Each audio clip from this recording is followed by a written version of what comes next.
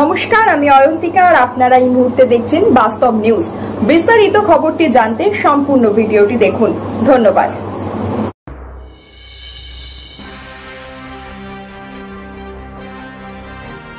সাত সকালে পাকা রাস্তায় ধস, রাস্তার ধারে ঘর করতে পুকুর ভিত খনন। এই ধসের কারণ দাবি এলাকাবাসী। যখন মুখ্যমন্ত্রী মমতা বন্দ্যোপাধ্যায় কঠোরভাবে জানিয়েছেন কোনো পুকুর ভরাট করে ঘর করা যাবে না, কিন্তু কে শোনে কার কথা?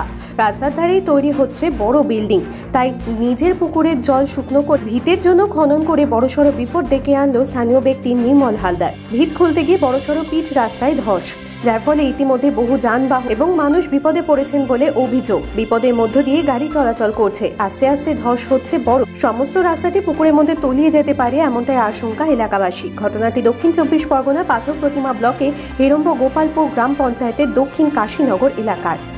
এলাকাবাসীদের অভিযোগ, একমাত্র পাকা রাস্তা, যে রাস্তা দিয়ে বিভিন্ন ধরনের গাড়ি চলাচল করে, প্রত্যহ চলাচল করে হাজার হাজার মানুষ। নির্মল হালদার নামে এক ব্যক্তির রাস্তার ধারে একটি বড় পুকুর আছে। পুকুরটি থেকে জল তুলে রাস্তার ধারে ঘর করতে ভিত তোলার জন্য পুকুরটি ডিপ করে, তার ফলে রাস্তা ধসে যায়।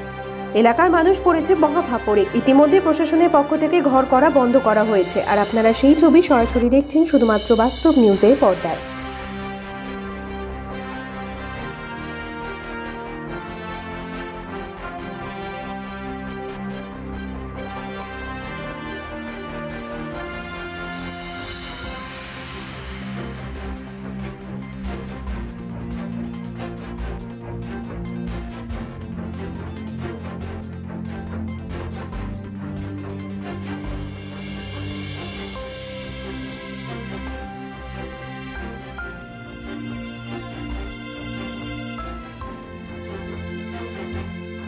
দাদা, ওই ভারী বর্ষা হতে এই রাস্তায় প্রচুর গাড়ি চলাচল করে।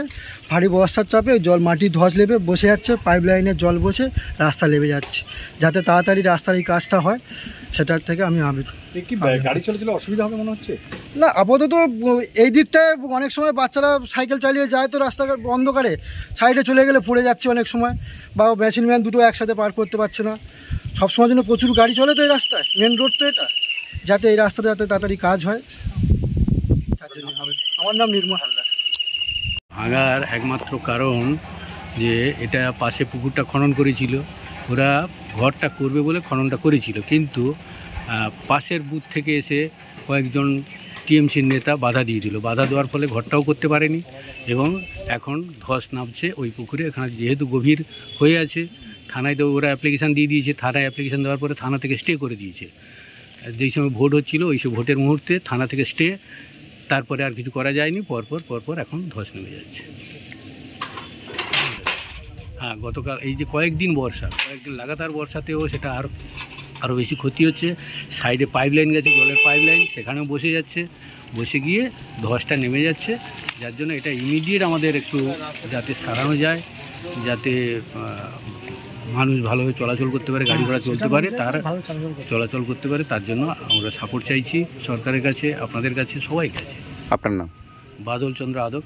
পুকুর কাটার জন্য ভাঙানো হয়ে গেছে, রাস্তা ধসে গেছে, গাড়ি চলাচল দুর্বল হয়ে যাচ্ছে, রাস্তা অনেকটা ধসে গেছে ব্যক্তিগত ব্যাপারে। গাড়ি চলাচলের কি সমস্যার সম্মুখীন হচ্ছে? হ্যাঁ, রাস্তা ধসে গেলে গাড়ি চলাচলের সমস্যা হবেই। আপনারা কোনো পঞ্চায়েত বা কাউকে জানাননি? হ্যাঁ, পঞ্চায়েতকে জানানো হয়েছে, পঞ্চায়েত কোনো স্টেটমেন্ট নেননি। এখন কি চাইছেন? আমরা রাস্তাটা কমপ্লিট চাইছি। আপনার নাম? কানাই জানা। সমস্ত খবর সবার আগে জানতে অবশ্যই বাস্তব নিউজ চ্যানেলটি follow, like, share and comment করতে ভুলবেন না। ধন্যবাদ।